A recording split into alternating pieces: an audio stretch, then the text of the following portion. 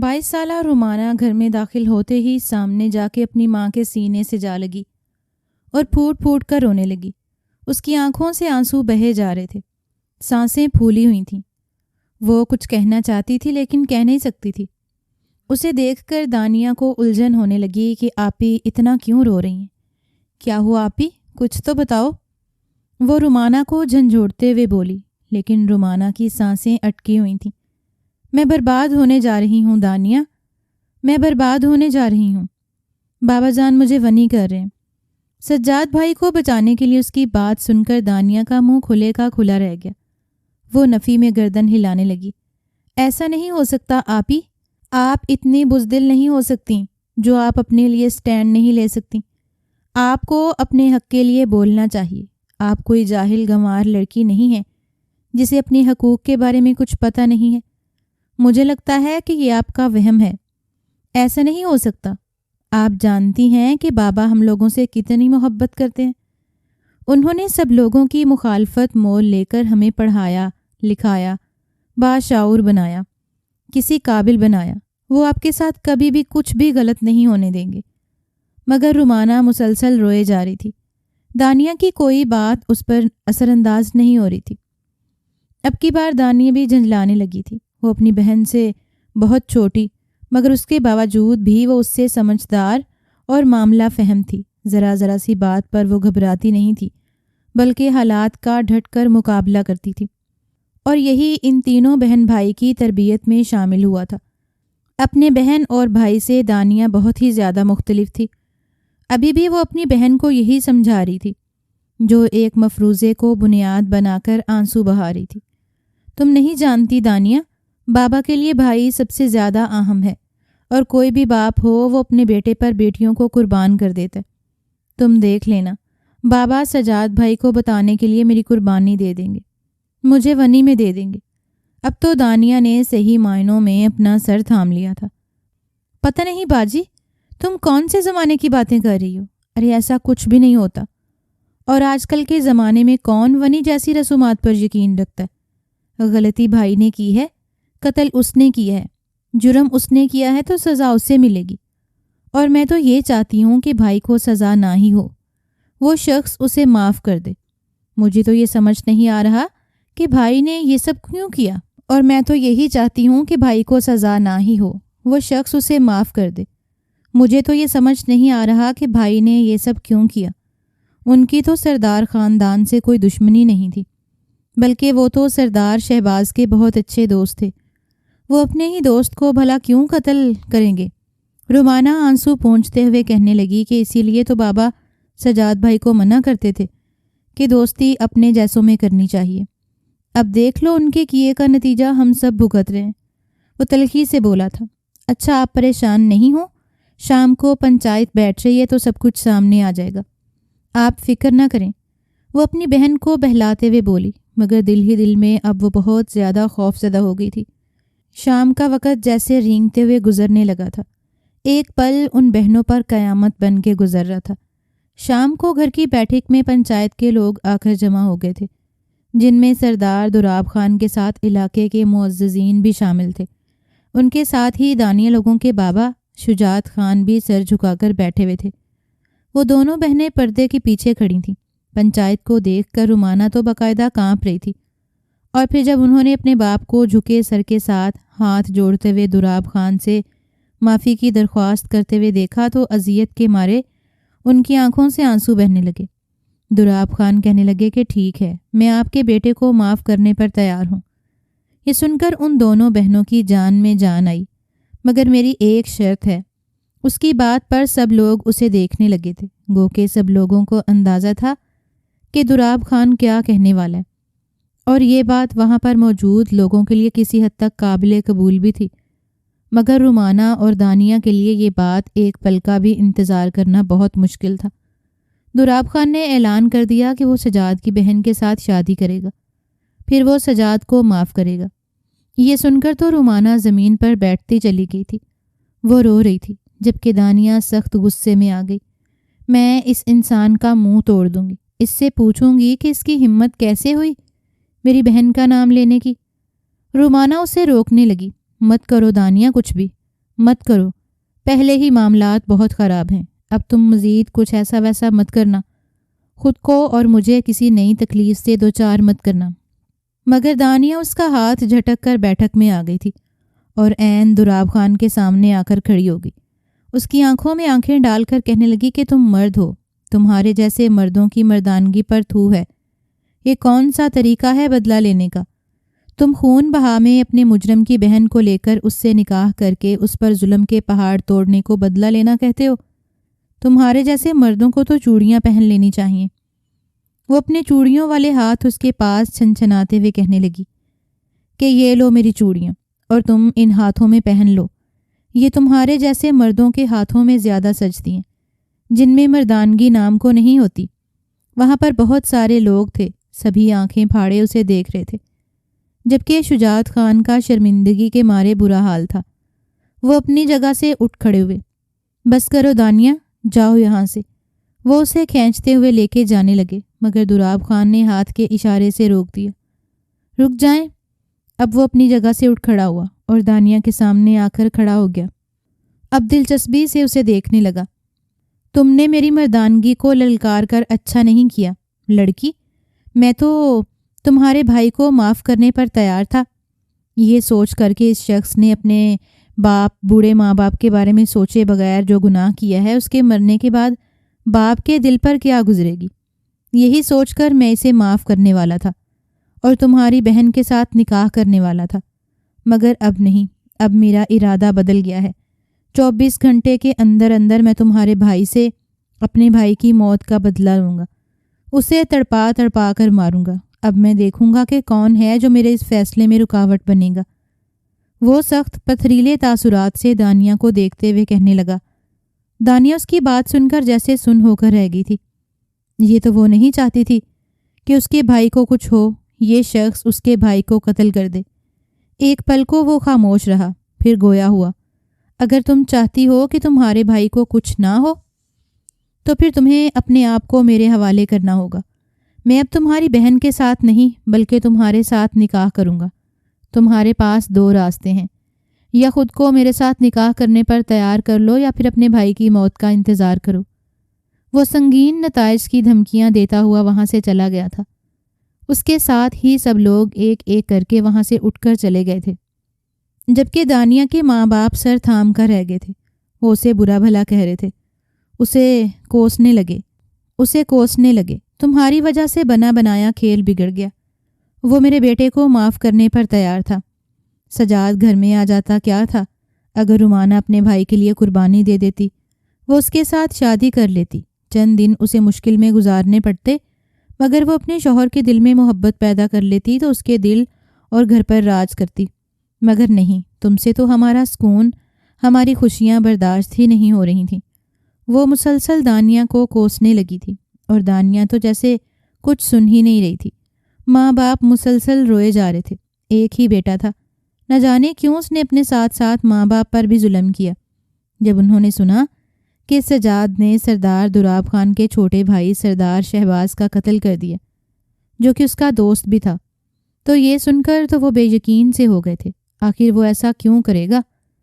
مگر اس وقت سے سجاد غائب تھا، کوئی نہیں جانتا تھا کہ وہ کہاں ہے۔ پولیس بھی اس کو ڈھونڈتی پھر رہی تھی۔ سردار دراب خان کا تو غصے سے برا حال تھا، وہ بھی اسے ڈھونڈتا پھر رہا تھا، اور تبھی شجاعت خان کے کہنے پر ہی پنچایت بٹھائی گئی تھی، جس میں اس نے دراب خان سے درخواست کی کہ وہ اس کے بیٹے کو معاف کر دے اور بدلے میں خون بہا کے طور پر اس کی بیٹی سے شادی کر لے۔ وہ اس سب پر راضی بھی ہو گیا تھا، مگر دانیہ نے بیچ میں آ کر سارا کام خراب کر دیا تھا۔ اب سردار خان کو منانا ایک بہت ہی دقت طلب کام تھا۔ دانیہ مسلسل ماں باپ کے دباؤ میں تھی۔ بالآخر اس نے وہ فیصلہ کر ہی لیا جو وہ کبھی مر کے بھی نہیں کر سکتی تھی۔ اس کے تو بہت سارے خواب تھے، ابھی تو وہ محض کالج کی اسٹوڈنٹ تھی، اس سے آگے وہ یونیورسٹی جانا چاہتی تھی، پروفیشنل ڈگری لینا چاہتی تھی، اچھی سی جاب کرنا چاہتی تھی، مگر اب سارے خواب جیسے مٹی میں ملتے نظر آ رہے تھے۔ جانتی تھی کہ وہ ونی کی جا رہی ہے اور ونی کی گئی لڑکی کے ساتھ کیا سلوک کیا جاتا ہے، اس بات سے دانیہ بخوبی واقف تھی۔ اس نے پھر کانپتے ہاتھوں سے نکاح نامے پر سائن کر دیے تھے۔ اب سردار خان کے ساتھ اس کی حویلی میں آ گئی تھی۔ ماں باپ سے ملتے ہوئے اس کے چہرے کے تاثرات بالکل پتھریلے تھے، نہ اس کی آنکھوں سے آنسو ٹپکا تھا اور نہ ہی اس کا دل اپنے ماں باپ کے لیے نرم پڑا تھا۔ اسے تو یہ بات سوچ سوچ کر رونا آتا رہا کہ اس کے ماں باپ کتنے سنگ دل ہیں، اپنے بیٹے سے تو اتنی محبت کرتے ہیں، اس کے لیے اس قدر پریشان ہو رہے ہیں، جبکہ دانیہ بھی تو ان کی بیٹی ہے، انہی کا خون ہے، پھر وہ اسے کیسے جانتے بوجھتے کھائی میں پھینک سکتے تھے، اس کے لیے اتنا سنگ دلانہ فیصلہ کر سکتے تھے۔ وہ سب کچھ پیچھے چھوڑ کر دوراب سردار کے ساتھ اس کی بڑی سی حویلی میں آ گئی۔ یہ حویلی تو اس کی سوچ سے بھی کئی گنا بڑی تھی۔ اب جب وہ حویلی کے درمیان پہنچی تو سامنے سے ایک لڑکی اسے اپنی طرف آتے ہوئے دکھائی دی تھی۔ وہ لڑکی بہت غصے میں تھی اور کسی بپھرے ہوئے شیر کی طرح وہ دانیہ پر پل پڑی تھی۔ تم گھٹیا لڑکی، ایک قاتل کی بہن، تمہارے بھائی نے میرے بھائی کو جان سے مار دیا، اس کی زندگی چھین لی، میں تمہیں زندہ نہیں چھوڑوں گی، تمہیں عبرت کا نمونہ بنا دوں گی۔ وہ اس کے بال نوچنے لگی تھی جب دانیہ نے ایک دم سے اس کا ہاتھ پکڑ لیا۔ آپ کی ہمت کیسے ہوئی مجھ پر ہاتھ اٹھانے کی؟ میں کوئی گری پڑی بکاؤ مال نہیں جس کا جب جی چاہے گا مجھ پر تھوک دے گا، مجھ پر ہاتھ اٹھائے گا، مجھے 2 کوڑی کا کر دے گا۔ میں اس گھر کی عزت ہوں، اس گھر کی بہو ہوں، اس گھر میں آپ کے بھائی کی بیوی کی حیثیت سے آئی ہوں۔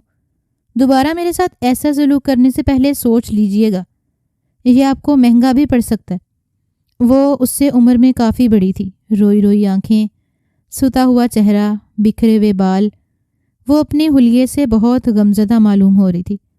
ظاہر ہے جس کا جوان بھائی اس سے بچھڑ جائے وہ لڑکی تو غمزدہ ہی ہوگی۔ جبکہ دوراب خان نے حیرت سے دانیہ کا یہ انداز بغور نوٹ کیا تھا، اسے اس لڑکی کی بہادری نے حیران کر دیا تھا۔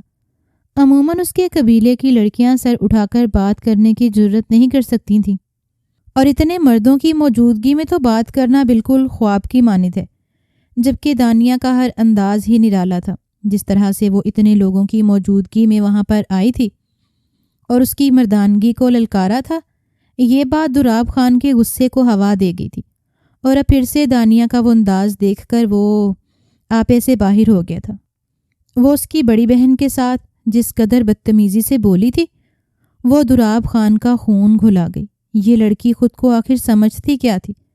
بہتر یہی تھا کہ اسے شروع دن سے ہی اس کی اوقات میں رکھا جاتا، تبھی یہ لڑکی اپنے آپے میں رہتی۔ دوراب خان نے اس کا رخ اپنی طرف کیا اور ایک زوردار چانٹا اس کے چہرے پر رسید کر دیا۔ وہ پھٹی پھٹی آنکھوں سے بے یقینی سے اسے دیکھتی جا رہی تھی۔ اسے عورتوں پر ہاتھ اٹھانے والے مرد زہر لگتے تھے۔ دوراب خان، اس نے تو شروع سے ہی اس کے دل میں اپنے لیے نفرت پیدا کر لی تھی۔ بھلا اپنے بھائی کی قاتل کی بہن یہ ظلم کر کے تسکین لینے والا انسان ایک مرد نہیں ہو سکتا، بلکہ مردانگی کے نام پر دبا ہو سکتا ہے۔ یہ میری بڑی بہن ہے، آئندہ اگر تم نے ان کے ساتھ بدتمیزی کی، ان کے ساتھ زبان چلانے کی کوشش کی، تو مجھ سے برا کوئی نہیں ہوگا۔ جبکہ وہ دونوں بہن بھائی وہاں سے چلے گئے تھے، تب ایک ملازمہ اس کے پاس آئی، اسے کہنے لگی کہ سردار، بی بی کا حکم ہے کہ آج کھانا تم بناؤ گی، چلو ہمارے ساتھ باورچی خانے میں۔ گھر کی ملازمہ اس قدر ہتک امیز رویہ، وہ اس کا جی جل گیا تھا۔ اسے اپنی حیثیت کا اندازہ ہو گیا تھا۔ پہلے ہی دن، پہلے ہی لمحے میں سب ملازموں کی موجودگی میں اس کے شوہر نے اس کے منہ پر تھپڑ مارا تھا، اسے بے عزت کیا تھا، اور اب وہ جیسے اندر سے مر گئی تھی۔ اتنے لوگوں کی موجودگی میں اتنی ذلت سہنا اس کے لیے آسان نہیں تھا۔ وہ اس کے ساتھ چلتے ہوئے رسوائی سے گھر میں آ گئی تھی۔ بوجھے ہوئے دل کے ساتھ وہ اس کی ہدایت کے مطابق کھانا بنانے لگی تھی۔ اسے کبھی بھی گھر کے کاموں میں دلچسپی نہیں رہی تھی۔ کچن کے کاموں سے تو ہمیشہ ہی اس کی جان جاتی تھی، مگر اب بات دوسری تھی۔ اب وہ اپنے سسرال میں تھی، اپنے شوہر کے گھر میں، اور یہاں پر اس کے نخرے اٹھانے والا کوئی بھی نہیں تھا۔ جان گئی تھی کہ ذرا سی غلطی پر اسے روئی کی دھنک کی طرح رکھ دیا جائے گا۔ اس گھر میں اس کی حیثیت صرف ملازمہ کی جیسی ہوگی۔ اس گھر میں مالکن بن کر نہیں آئی، بلکہ ونی کی گئی لڑکی ہے۔ اس طرح کی ہزاروں سوچیں اس کے دماغ میں گھوم رہی تھیں، اور وہ بری طرح سے روتے ہوئے کام کیے جا رہے تھے۔ رات کو وہ ایک طرف بیٹھی ہوئی تھی جب ملازمہ اس کے سر پر آن کر کھڑی ہو گئی۔ سارے برتن کچن میں پڑے ہوئے ہیں، بی بی جی کا کہنا ہے کہ رات کو سارے برتن تم دھو کر سو گی۔ دانیہ تو ہکا بکا اسے دیکھتی رہ گئی۔ سردی ہو رہی تھی، اس کا جسم سردی سے اکڑتا جا رہا تھا۔ اس وقت وہ برتن کیسے دھو سکتی تھی، جبکہ آج اس کے ساتھ جو کچھ بیتا تھا اسے لگ رہا تھا کہ یہ سارے زخم اس کی روح پر لگے ہیں۔ وہ دنیا کے غموں سے دور ہو کر ایک بھرپور نیند لینا چاہتی تھی۔ گرم گرم لحاف کی طلب اسے محسوس ہو رہی تھی، مگر ملازمہ کی بات پر وہ مارے بندے اپنی جگہ سے اٹھی۔ آدھی رات کا وقت ہو گیا تھا، مگر ابھی تک وہ کام میں مصروف تھی۔ اس کا جسم سردی سے اکڑتا جا رہا تھا، مگر جانتی تھی کہ یہ گھر نہیں، بلکہ اس کا وہ سسرال ہے جہاں پر وہ سزا بھگتنے کے لیے آئی ہے۔ تبھی اسے ملازمہ کہنے لگی کہ سردار دراب خان آپ کو اپنے کمرے میں بلا رہے ہیں، ابھی بہت سارا کام رہتا تھا۔ وہ مصروف سے انداز میں بولی کہ یہ کام مکمل کر کے ہی میں یہاں سے باہر نکل سکتی ہوں۔ ملازمہ وہاں سے چلی گئی تھی جب سردار دراب خان اس کے سر پر آ کر کھڑا ہو گیا۔ تم میں کس بات کی اتنی اکڑ ہے؟ جب میں نے تمہیں پیغام بھیجا ہے کہ میرے کمرے میں آ کر میری بات سنو، تو تمہیں میری بات کی سمجھ نہیں آئی؟ اس کی آواز پر ایک بار دانیہ کانپ کر رہ گئی تھی۔ پیچھے پلٹ کر دیکھا تو وہ اپنی سرخ سرخ آنکھوں سے اسے گھورے جا رہا تھا۔ دانیہ نے فوراً سے اپنے ہاتھ دھوئے۔ نہ جانے کیوں اسے دراب خان کو دیکھ کر گھبراہٹ ہو رہی تھی۔ وہ اس کا ہاتھ پکڑ کر اپنے کمرے میں لے کر آ گیا تھا۔ یہ میرا کمرہ ہے اور آج سے تم اسی کمرے میں رہو گی، دراب خان اس کو عجیب سی نظروں سے دیکھتا ہوا بولا تھا۔ دانیہ کو اس کے یوں دیکھنے سے گھبراہٹ ہو رہی تھی۔ اس نے اس بارے میں تو سوچا بھی نہیں تھا کہ وہ دراب خان کی بیوی کی حیثیت سے بھی اس کے ساتھ رہ سکتی ہے۔ اب آدھی رات کو دراب خان اسے اپنے کمرے میں کیوں لے کر آیا تھا؟ یہ سوچ کر ہی وہ کانپ گئی تھی۔ یقیناً وہ اس پہ اپنا حق جتانا چاہتا تھا، مگر اس بارے میں تو دانیہ نے سوچا ہی نہیں تھا۔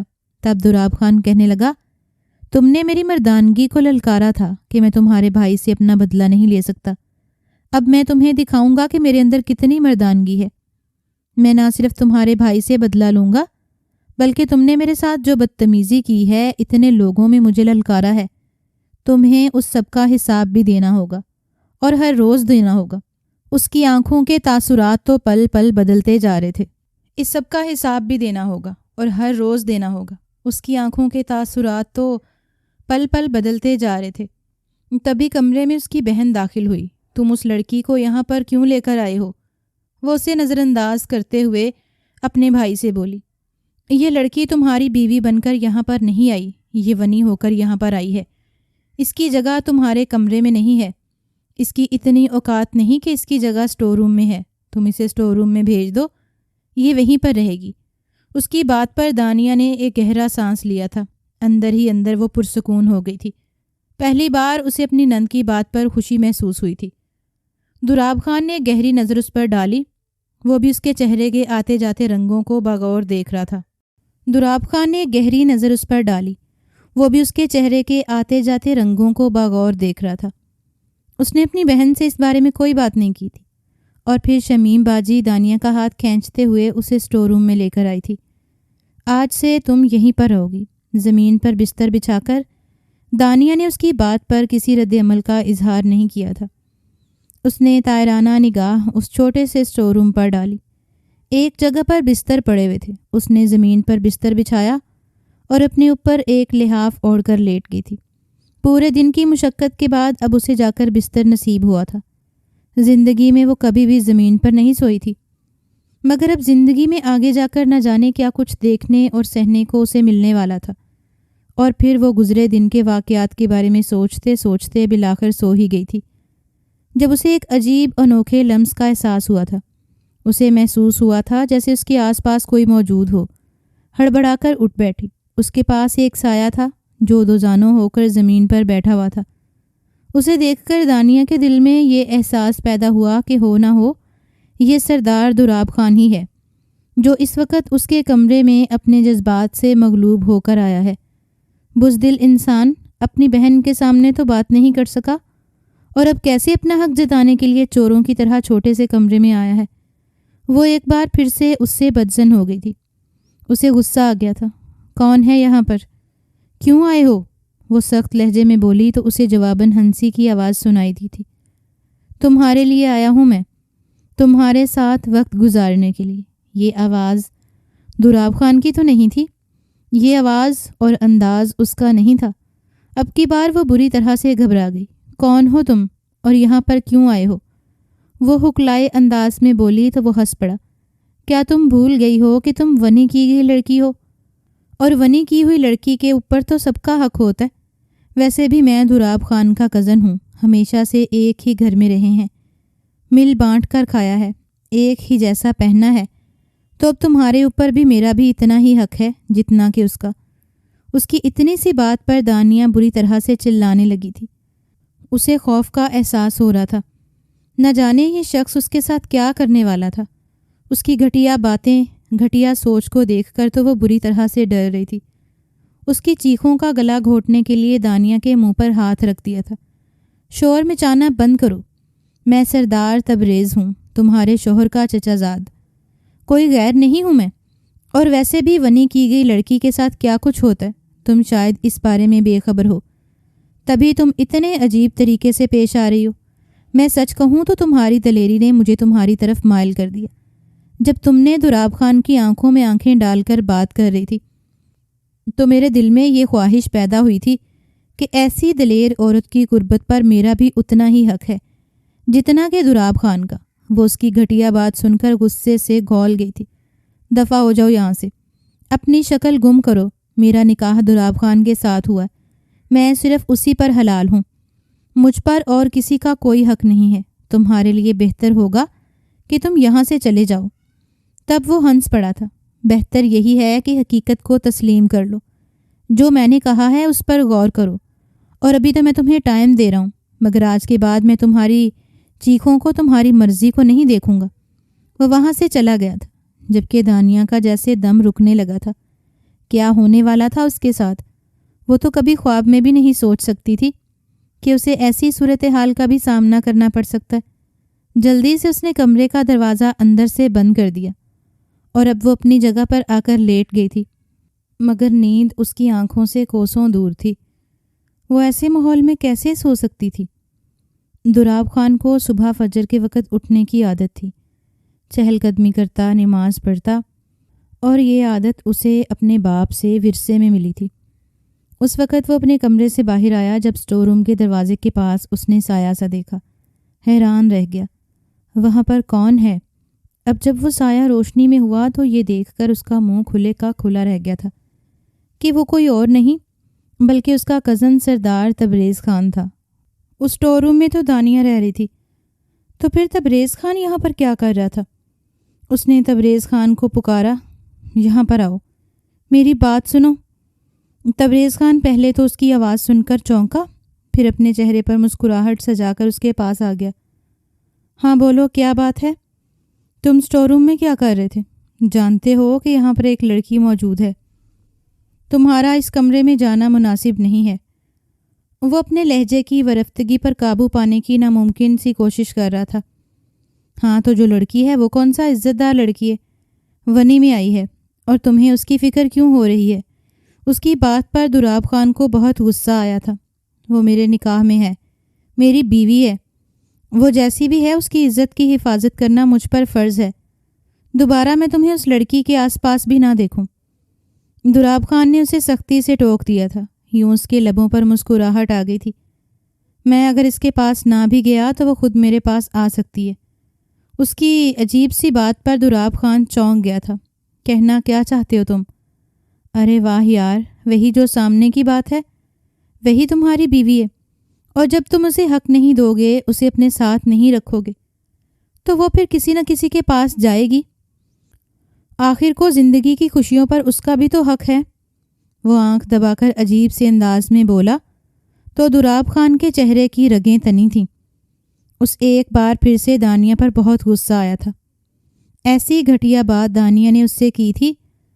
اگر اسے اپنے جذبات اتنا ہی تنگ کر رہے تھے تو اسے اپنے شوہر کو یہ بات بتانی چاہیے تھی، نہ کہ اس کے کزن کو۔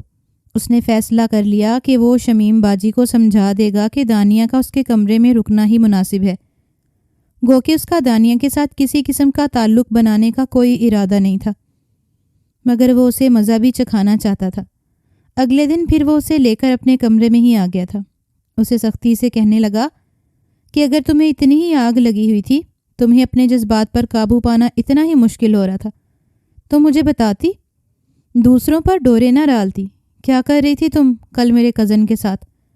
دانیہ اس کے الفاظ پر اسے زخمی نظروں سے گھورنے لگی تھی۔ تمہیں اپنے کزن کو لگام دینی چاہیے، اسے سمجھانا چاہیے نا کہ تم مجھ پر الزام لگاؤ، مگر شاید تم مردوں کا وتیرہ ہی یہی ہے، اپنے سارے قصور کمزور عورت کے کھاتے میں ہی ڈالتے ہو اور خود بری الزام ہو جاتے ہو۔ تمہارے جیسے مردوں کی مردانگی پر مجھے رونا آتا ہے۔ ایک بار پھر سے وہ نہ چاہتے ہوئے بھی اس کی مردانگی کو للکار گئی تھی، اور یہ نہیں جانتی تھی کہ یہی اس کی سب سے بڑی غلطی ہونے والی تھی۔ تب اسے اندازہ ہوا تھا کہ وہ تو اس کے جنون کو سہنے کی سکت ہی نہیں رکھتی۔ اس طوفان کے آگے وہ بالکل رہ گئی تھی، اور باقی کی رات اس کے آنسوؤں میں کٹی۔ اب ہر روز ایسا ہی ہونے لگا تھا۔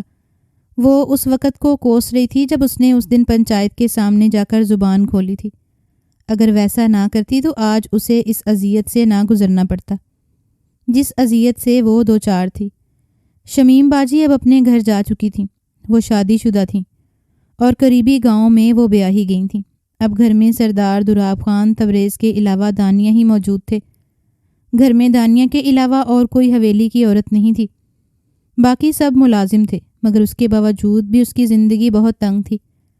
دراب خان کا جب جی چاہتا تھا اسے بے عزت کر دیتا، ملازموں کی موجودگی کی پرواہ کیے بغیر اسے کھری کھری سنا دیتا۔ جب اس کے بعد سے تبریز خان کو اپنے قریب آنے کا دانیہ نے موقع نہیں دیا تھا، گو کہ وہ بھی اسے چھیڑنے سے، اس پر جملے کسنے سے باز نہیں ہوتا تھا۔ وہ اسی طاق میں رہتا تھا کہ کب دانیہ اسے اکیلے میں ملے اور وہ اس پر ہاتھ صاف کر سکے۔ مگر دانیہ بیوقوف کمزور لڑکی نہیں تھی۔ وہ جانتی تھی کہ تبریز کی اس پر نیت خراب ہے، وہ اس کے بارے میں غلط طریقے سے سوچ رہا ہے۔ ایسے میں وہ کیوں کر شیر کی کچاڑ میں جانے کی غلطی کر سکتی ہے، جبکہ اپنی ایک غلطی تو وہ پہلے ہی بھگت رہی تھی۔ کہنے لگی کہ دراب خان کے نکاح میں تھی، مگر اس کے ذمے ساری حویلی کے کام کرنا شامل تھے۔ شمی باجی بھی اکثر آتی رہتی اور بلا وجہ اس کے کام میں روک ٹوک کرتی، اس پر نکتہ چینی کرتی۔ وہ انہیں نظر انداز کرنے کی، برداشت کرنے کی بہت کوشش کرتی، مگر جب کبھی وہ ان کی کسی بات پر غصہ ہو جاتی تو وہ تب بھی اس کی بری طرح سے دھلائی کر کے رکھ دیتی تھی۔ ایک دو بار تو تبریز خان اور دراب خان کے سامنے شمی باجی نے اس سے بہت مارا تھا، اور وہ دونوں سکون سے کھانا کھاتے رہے۔ تبریز کے ساتھ اس کا کوئی رشتہ نہیں تھا، مگر دراب خان کے ساتھ تو تھا۔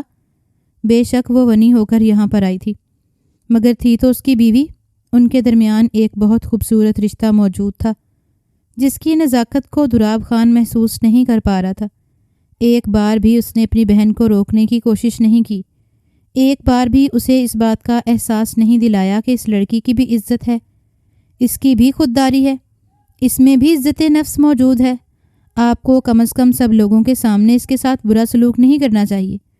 اور وہ زمین پر پڑی روتی رہی تھی، مگر کسی نے بھی اس کا خیال نہیں کیا تھا۔ مگر رات کو دراب خان نے اسے اپنے کمرے میں طلب ضرور کیا تھا۔ اس دن بھی کھانے میں ہلکا سا نمک تیز ہو گیا تھا، جس کو بنیاد بنا کر شمی باجی نے اس کے چہرے پر تھپڑوں کی برسات کر دی تھی۔ دانیہ کا بہت جی چاہتا تھا کہ وہ اپنے گھر جائے، اپنے ماں باپ سے ملے، اپنی بہن بھائی کے ساتھ وقت گزارے۔ اسے وہ وقت خواب لگنے لگا تھا جو اس نے اپنے گھر میں گزارا تھا۔ کتنی خوش رہتی تھی وہ ہمیشہ سے، سب لوگوں کی لاڈلی تھی، سبھی اس کے لاڈ اٹھاتے ہوئے نہیں تھکتے تھے۔ مگر اب اس قید خانے میں آئے ہوئے اسے 6 مہینے کا عرصہ گزر چکا تھا، اور ایک بار بھی وہ اپنے گھر اپنے ماں باپ سے ملنے کے لیے نہیں جا سکی تھی۔ ایک دو بار جب اس نے دراب خان سے اپنے ماں باپ سے ملنے کی بات کی تو اس نے اسے بری طرح سے جھڑک کر رکھ دیا تھا۔ تم میری من چاہی نہیں ہو جو تم مجھ سے ایسے لاڈ سے فرمائشیں کر رہی ہو، اپنی حد میں رہنا سیکھو۔ اب تمہارا ان لوگوں کے ساتھ کوئی تعلق نہیں ہے، بھول جاؤ کہ کبھی ان کے ساتھ تمہارا کوئی رشتہ تھا۔ نہ جانے کیوں دراب خان اس کے معاملے میں اتنا سنگ دل تھا، جبکہ دانیہ نے دیکھا تھا کہ وہ ملازموں کے ساتھ تو بہت محبت سے پیش آتا تھا، بہت رحم دلی کرتا، ملازم بھی اس سے بہت پیار کرتے تھے، جبکہ تبریز خان اور شمی باجی سے سارے ملازم ہی گھبراتے تھے۔ جس دن شمی باجی یہاں پر آتی تھی تو اس دن سارے ملازماؤں کی جان گویا سولی پر لٹک جاتی تھی۔ کبھی انہیں نادیدہ کر دکھائی دینے لگتی تھیں، کبھی وہ کھانے میں میخ نکالنے لگتی، تو کبھی کسی اور بات کو بنیاد بنا کر وہ سب لوگوں کو بری طرح سے بے عزت کر دیا کرتی تھیں۔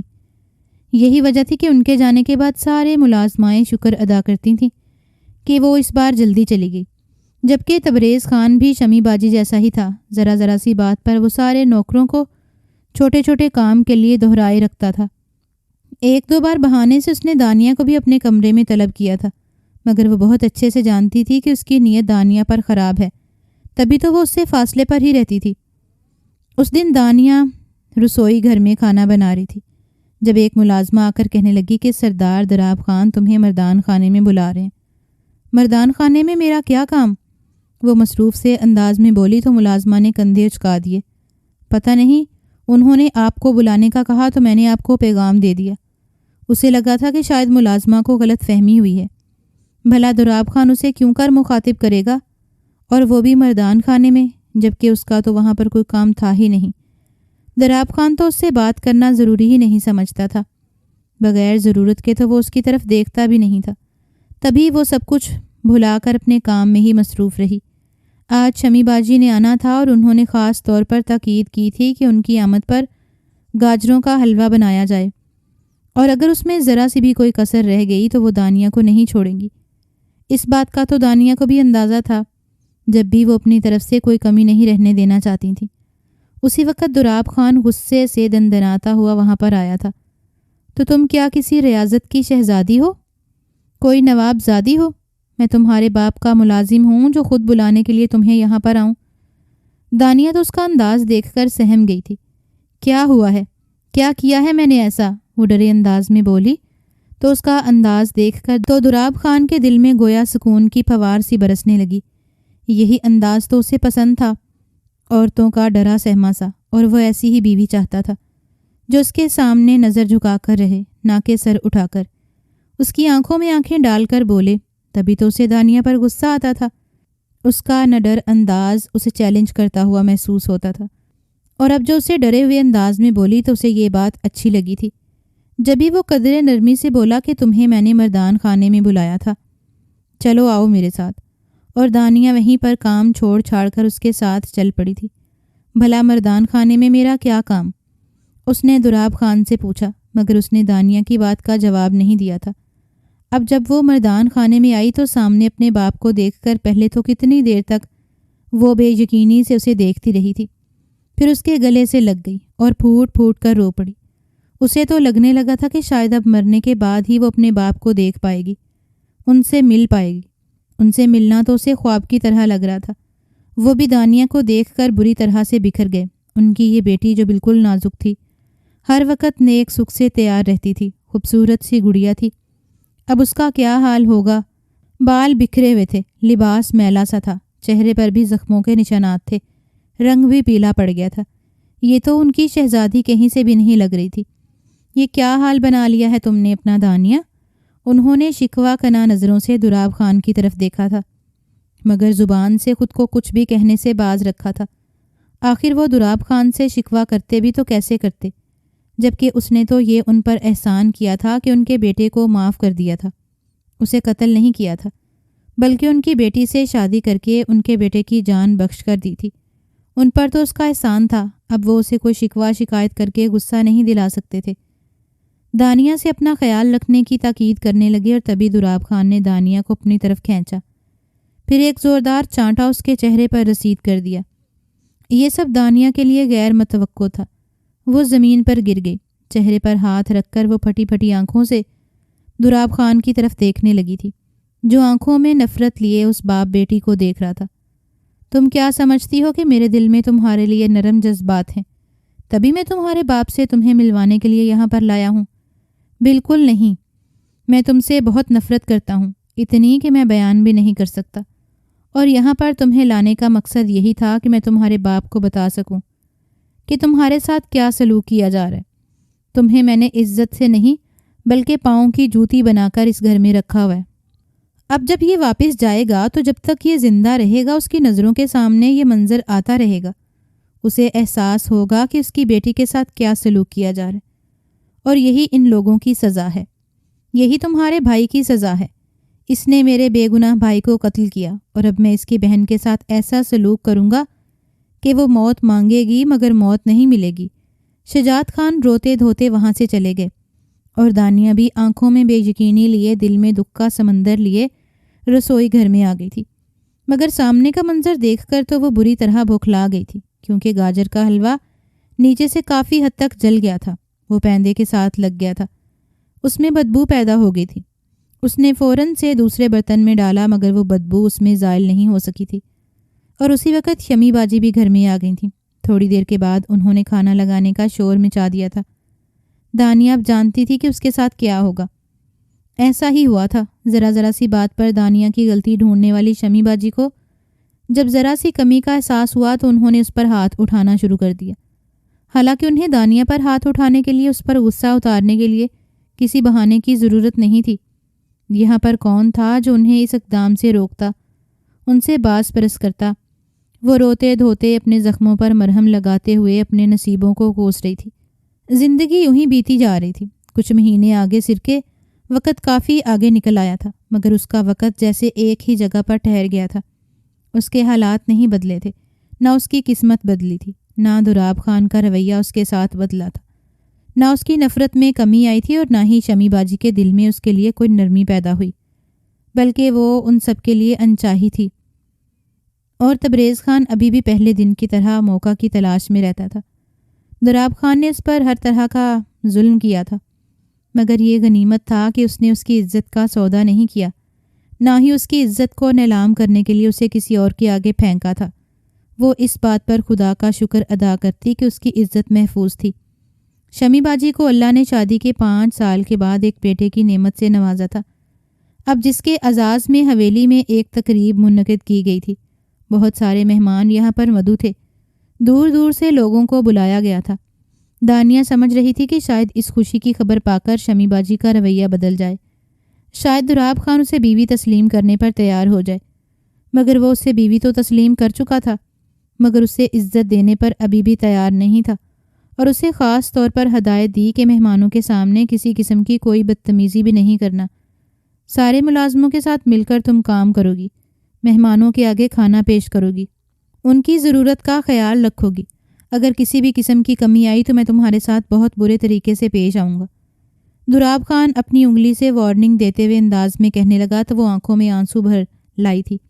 وہ بہت پیاری تھی، نازک احساسات کی مالک۔ کیا وہ اس قابل تھی کہ اسے یوں مٹی میں رول دیا جاتا، اس کی زندگی کو یوں برباد کر دیا جاتا؟ اگر اس کا کوئی قدر کرنے والا، کوئی چاہنے والا شوہر ہوتا تو وہ اس کے قدموں میں ساری دنیا کی خوشیاں لا کے نچھاور کر دیتا، نہ کہ خود اسے قدموں میں رول دیتا۔ بات تو ساری قسمت کی تھی، یہ سب تو رومانہ کا نصیب بننے والا تھا، مگر رومانہ کی قسمت اچھی تھی جو سب سے بچ گئی تھی، اور دانیہ کے حصے میں یہ سب آیا تھا۔ دراب خان مہمانوں سے ہنس ہنس کر باتیں کر رہا تھا، مگر اس کی نظر دانیہ پر ہی تھی۔ وہ کیا کر رہی ہے، کہاں جا رہی ہے، کس سے بات کر رہی ہے، وہ یہ سب کچھ دیکھ رہا تھا۔ دانیہ اب سارے مہمانوں سے الگ تھلگ ایک کونے میں آ کر کھڑی ہو گئی تھی۔ اس طرف کافی اندھیرا تھا، حویلی کا پچھلا حصہ اس طرف تھا، یہاں پر لوگ کم کم ہی جاتے۔ دانیہ اس طرف کمر کر کے کھڑی تھی جب اچانک سے اس کے منہ پر کسی نے ہاتھ رکھ دیا۔ دانیہ حیران پریشان رہ گئی، خوف سے اس کی آنکھیں ابل کر باہر آ گئی تھیں۔ وہ جو کوئی بھی تھا اسے لے کر اندھیرے میں غائب ہو گیا تھا۔ دانیہ اس کے ساتھ گھسیٹتی چلی جا رہی تھی۔ یہ کون تھا جو اسے زبردستی لے کے جا رہا تھا، اس کے ساتھ زبردستی کرنا چاہ رہا تھا؟ اس سوال کا جواب اسے تب ملا جب وہ روشنی میں آئی تھی۔ یہ گھٹیا حرکت کرنے والا کوئی اور نہیں بلکہ تبریز خان تھا، جو اب اسے گھسیٹتے ہوئے کمرے میں لے کر آیا، پھر اسے بیڈ پر پٹکتے ہوئے فاتحانہ انداز میں اسے دیکھنے لگا۔ آج تو تمہارا نام نہاد شوہر مہمانوں کے ساتھ مصروف ہے، اب جب میں تمہیں یہاں پر لے کر آیا ہوں تو وہ اس بات کو کبھی بھی نہیں جان سکتا۔ آج میں اپنے سارے ارمان پورے کروں گا۔ اس کا لہجہ بہکا بہکا سا تھا، آنکھوں کے تاثرات بھی عجیب ہو رہے تھے۔ دانیہ کو ایک پل میں یہ احساس ہو گیا کہ وہ نشے کی حالت میں ہے، جبھی وہ نشے کی وجہ سے بہک رہا تھا۔ دانیہ اپنی جگہ سے اٹھ کھڑی ہوئی۔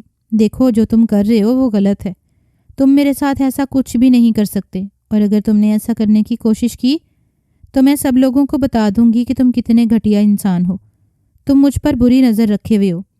وہ چیختے ہوئے بولی تو تبریز زور زور سے ہنس پڑا تھا۔ کوئی تمہاری بات پر یقین نہیں کرے گا، تم کسی کو بھی بتا دو گی کہ میں نے تمہارے ساتھ کیا ہے تو الٹا سب لوگ تمہیں ہی الزام دیں گے، تم پر ہی انگلی اٹھائیں گے۔ تمہیں ہی ماریں گے، مگر کوئی تمہاری بات پر یقین نہیں کرے گا کہ تم بے گناہ ہو، بلکہ اگر تم سب لوگوں کو یہ بھی بتا دو کہ تمہارا بھائی بے گناہ ہے، تمہارے بھائی نے یہ قتل نہیں کیا، تو بھی تمہاری بات پر یقین نہیں کرے گا۔ اگر تم انہیں قاتل کا نام بتا بھی دو تو وہ عجیب ڈرامائی انداز میں بولا تو دانیہ کا منہ حیرت سے کھلے کا کھلا رہ گیا تھا۔ سب لوگ کہتے تھے کہ شہباز کا قتل دانیہ کے بھائی سجاد نے کیا ہے اور وہی اس کا اصل میں قاتل ہے، جبکہ اب تبریز خان کیا کہہ رہا تھا اس کی سمجھ میں کچھ بھی نہیں آ رہا تھا۔ کون تھا اس کا اصل قاتل؟ وہ جیسے اس کے چہرے کے تاثرات سے ہنس اٹھا تھا۔ ارے کیا ابھی بھی نہیں سمجھی؟ میں ہوں اس کا قاتل، میں نے اسے راستے سے ہٹایا ہے، میں نے ہی اسے قتل کیا ہے۔ دانیہ کی آنکھیں بے یقینی سے پھیل گئی تھیں۔ تم نے قتل کیا ہے؟ اس کے منہ سے مری مری آواز نکلی۔ مگر کیوں؟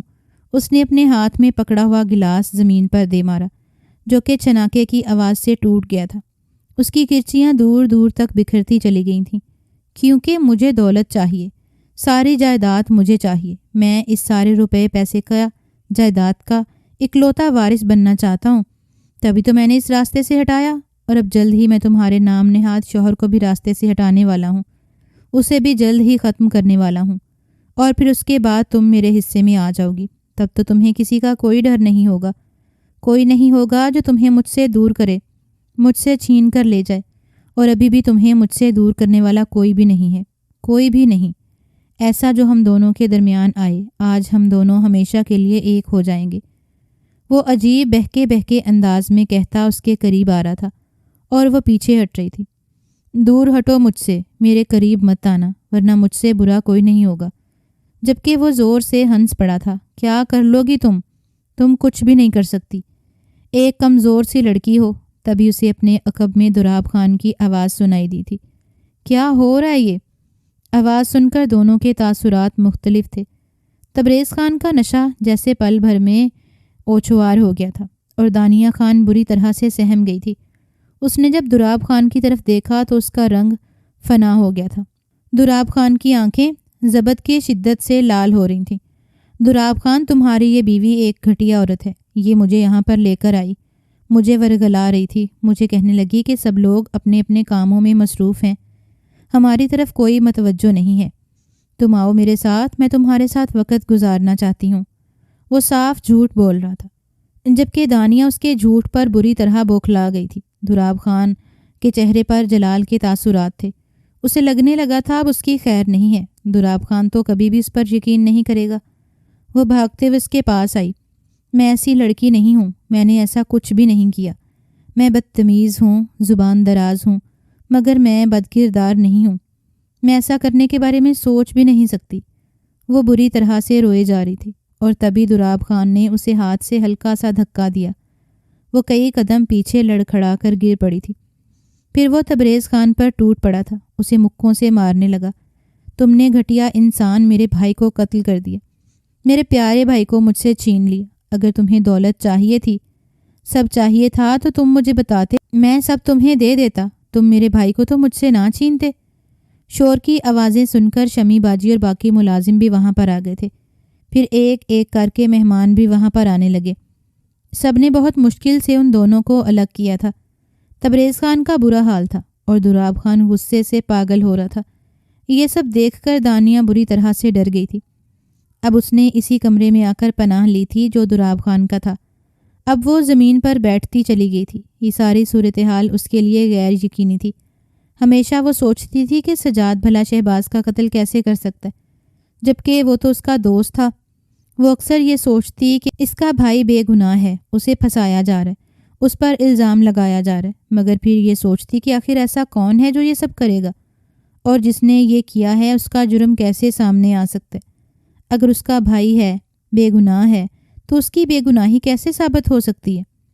اور آج اسے اندازہ ہو گیا تھا کہ جب خدا کسی کی بے گناہی ثابت کرنے پر آتا ہے تو کیسے کیسے وسیلے بنا دیتا ہے۔ دراب خان نے تبریز خان کے منہ سے یہ سب سچ سن لیا تھا کہ وہی قاتل ہے، اور پھر آدھی رات کو وہ کمرے میں آیا تھا۔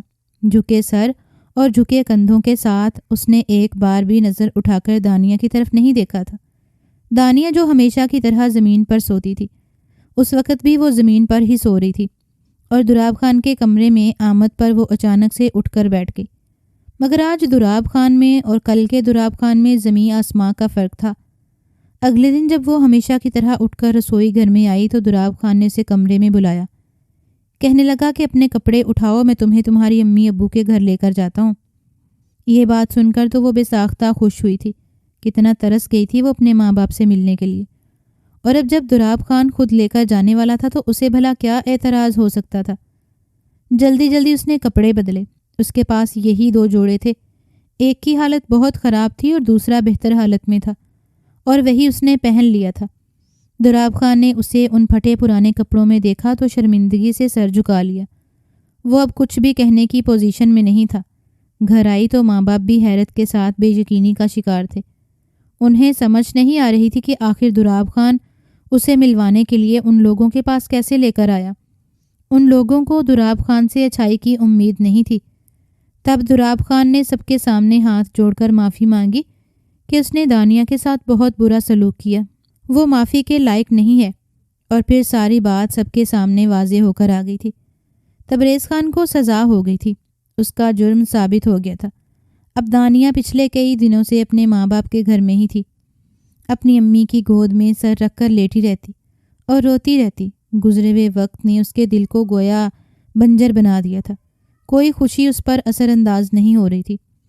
ماں باپ کی بہن بھائیوں کی محبت، نوک جھوک، کچھ بھی تو اس کی اداسی کو دور نہیں کر پا رہی تھی۔ جو کچھ اس نے جھیلا تھا، دیکھا تھا، وہ سب سہنا اتنا معمولی نہیں تھا۔ اس جیسی نازک اندام اور کم عمر لڑکی نے جیسے عذاب دیکھے تھے، ان کا سوچ کر ہی انسان کی روح ایک بار کانپ کر رہ جاتی۔ 2 مہینے سے وہ اپنے ماں باپ کے گھر میں ہی تھی۔ اب وہ کافی حد تک بہتر ہو گئی تھی۔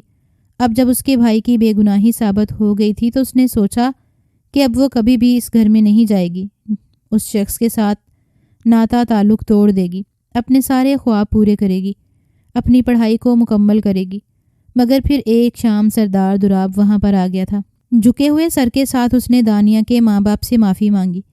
کہنے لگا کہ میں دانیہ کو لینے کے لیے آیا ہوں، اسے اپنے ساتھ لے کر جانا چاہتا ہوں، اپنی بیوی بنا کر آپ لوگوں کو یقین دلاتا ہوں کہ میں اسے اب ہمیشہ خوش رکھوں گا، زمانے کی گرم و سرد ہوا کو بھی اسے چھونے نہیں دوں گا۔ مگر دانیہ اس کے ساتھ جانے کا سن کر ہی بری طرح سے چلانے لگی تھی۔ میں وہاں پر نہیں جا سکتی، آپ نہیں جانتے کہ وہ گھر نہیں بلکہ جیل ہے، کسی سزا سے کم نہیں اس انسان کے ساتھ رہنا۔ اس کے یوں چلانے پر دراب خان سر جھکا کر رہ گیا تھا۔ میں جانتا ہوں کہ میں نے تمہارے ساتھ بہت برا سلوک کیا، انسانیت کے ناطے مجھے تمہارے ساتھ یہ سب نہیں کرنا چاہیے تھا۔ جانے کیسے میں اتنا ظالم ہو گیا تھا۔ مجھے کم از کم سوچنا چاہیے تھا کہ اگر تمہارے بھائی نے جرم کیا بھی ہے تو اس کی سزا میں تمہیں کیوں دے رہا ہوں، جبکہ تم تو اس سب میں بے گناہ ہو۔ مجھے معلوم ہے کہ میری غلطی بڑی ہے، مگر میں یہ بھی جانتا ہوں کہ تمہارا دل بہت بڑا ہے، بہت بڑے ظرف کی مالک ہو، تم تو مجھے معاف کر دو گی۔ میرے ساتھ چلو، میرا گھر، میرا دل تمہارے لیے اداس ہے۔ تب ماں نے بھی سمجھایا کہ بیٹی شوہر کا ہی گھر ہے، اس کا اصل گھر ہوتا ہے، اور اب وہ بھی اپنے کیے پر شرمندہ ہے۔ ہمیں یقین ہے کہ اب وہ کبھی بھی تمہارے ساتھ برا سلوک نہیں کرے گا۔ تب ماں باپ کے کہنے پر دانیہ ایک بار پھر سے مجبور ہو گئی تھی۔ یوں بھی اب اس کی بڑی بہن کی شادی ہونے والی تھی، اور اس کی ماں نہیں چاہتی تھی کہ وہ اس موقع پر ناراض ہو کر گھر بیٹھی رہے، جبکہ وہ لوگ جانتے بھی تھے کہ دانیہ کے ساتھ کیا سلوک ہوا ہے۔ وہ کبھی بھی اس انسان کے ساتھ خوش نہیں رہ پائے گی، مگر اپنے دوسرے دونوں بچوں کے لیے انہیں دانیہ کی اداسی کو نظر انداز کرنا تھا کہ انہیں اس بات کو بھی اندازہ ہو گیا تھا کہ دراب خان اب کبھی بھی پہلی غلطی کو نہیں دہرائے گا۔ بیٹی کا گھر بسانے کے لیے انہیں سخت فیصلہ لینا ہی پڑا تھا، اور وہ ایک بار پھر سے ان سے ناراض اور بدگمان ہو کر شوہر کے ساتھ اس کے گھر میں آ گئی تھی۔ مگر اب اس کے ساتھ ویسا سلوک نہیں ہوا تھا جیسا وہ امید کر رہی تھی۔ شمی باجی نے بھی اس سے سب کے سامنے معافی مانگی اور اسے اپنے گلے سے بھی لگا لیا تھا۔ سب لوگوں کو ہی معلوم ہو گیا تھا کہ یہ قتل تبریز خان نے جائیداد کے حصول کے لیے کیا تھا۔ وہ جانتا تھا کہ شہباز اور سجاد آپس میں بہت اچھے دوست ہیں۔ وہ اسے ایسے راستے سے ہٹانا چاہتا تھا کہ لاٹھی بھی مر جائے اور اس کا نام بھی نہ آئے۔ اور یوں پھر ایک دن اس نے اپنے ایک آدمی کے ذریعے سے، جب شہباز اور سجاد دونوں ایک ساتھ موجود تھے اور دونوں اکیلے تھے، تب اس نے اپنے ایک آدمی کی مدد سے شہباز پر گولی چلا دی۔ یوں وہ مر گیا، اور اس کا الزام اس نے سجاد پر لگا دیا تھا۔ سب سے پہلے سجاد کو قاتل کہنے والا وہی تھا، اور دراب خان جو اس پر آنکھیں بند کر کے اعتبار کرتا تھا، اس نے ایک بار بھی نہیں سوچا کہ آخر اس سب سے سجاد کو کیا حاصل ہونے والا ہے، وہ کیوں کر شہباز کو ختم کرے گا، اس کا کیا فائدہ ہے۔ وہ ایک پل کے لیے بھی یہ نہیں سوچ پایا تھا کہ یہ کام اس کا اپنا کوئی قریبی بھی کر سکتا ہے، مگر شاید یہ اندھا اعتماد ہی تھا جو اسے اس نہج پر سوچنے سے روک رہا تھا۔ اگر وہ غور و فکر کرتا تو شاید معاملے کی تہ تک پہنچ جاتا اور اس نہج پر سوچنے پر مجبور ہو جاتا کہ سجاد کا اس سب میں بالکل بھی مفاد نہیں ہے۔ اب سب کچھ ٹھیک ہو گیا تھا، مگر شاید دانیہ کے لیے سب کچھ کبھی ٹھیک نہیں ہو سکتا تھا۔ جو اس کے دل پر زخم لگے تھے وہ تو مندمل ہو گئے تھے، مگر کبھی بھی ان کے نشان ختم نہیں ہو سکتے تھے۔ دراب خان اس سے بے انتہا محبت کرتا تھا۔ آہستہ آہستہ وہ بھی زندگی کی عادی ہوتی چلی جا رہی تھی، اور پھر چند سال کے بعد اس کی زندگی بہت مصروف ہو گئی تھی۔ 2 بچوں کی پیدائش نے اسے بوکھلا کے رکھ دیا تھا۔ دراب خان اپنے سابقہ رویے پر بہت شرمندہ تھا۔ اکثر وہ اس سے معافی مانگتا رہتا اور وہ مسکرا کر اسے ٹال دیتی کہ میں آپ سے خفا نہیں ہوں۔ یہ بات کہتے ہوئے نہ جانے کیوں اس کی آنکھیں نم ہو جاتی تھیں۔ وہ اپنے ہونٹوں سے تو مسکراتی تھی، مگر بھیگی ہوئی آنکھوں کے ساتھ۔ شاید اس کی وجہ یہ تھی کہ وہ دل سے مسکرانا بھول گئی تھی۔ سبھی اپنی اپنی زندگیوں میں مصروف ہو گئے، سبھی آگے بڑھ گئے، مگر دانیہ شاید آج بھی وہیں پر کھڑی تھی، کیونکہ اس کی روح پر جو اداسی طاری تھی، دراب خان کی محبت بھی اس اداسی کو زائل کرنے میں ناکام تھی۔ گو کہ اس نے کبھی بھی زبان سے یہ بات نہیں جتائی کہ دراب خان نے اس کے ساتھ زیادتی کی ہے، مگر دراب خان خود ہی اس کے ساتھ اپنے سابقہ رویے پر شرمندہ ہو جاتا تھا۔ شمی باجی بھی اس سے شرمندہ سی رہتی تھیں۔ گو کہ دانیہ نے کبھی انہیں بھی پچھلی کسی بات کا حوالہ نہیں دیا تھا، مگر شاید یہ ان کے اندر کے دل کا ہی چور تھا جو وہ اس سے گلنے ملنے سے ہچکچاتی تھی۔ انہوں نے دانیہ کے ساتھ زیادتی بھی تو بہت کی تھی، جس کی وجہ سے وہ تو ہنسنا ہی بھول گئی تھی۔